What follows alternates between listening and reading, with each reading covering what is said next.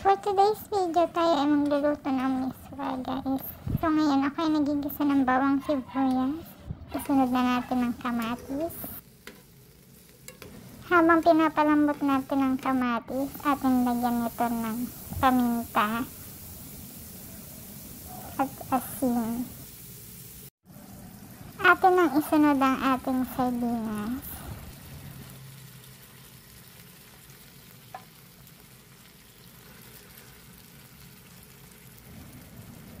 So, kung mapapansin nyo, aking hinati-hati ang sardinas dahil ito ay malalaki.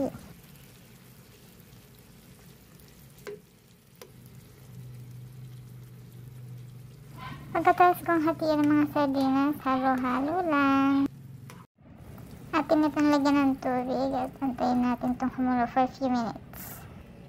At kapag kumulo na, ating isunod ang ating miswa.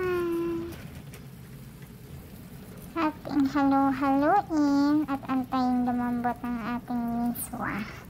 At kapag malambot ng ating miswa, isunod na natin ang ating repolyo. Optional lang yan, guys. If gusto nyo ng kahit anong gulay na ihalo.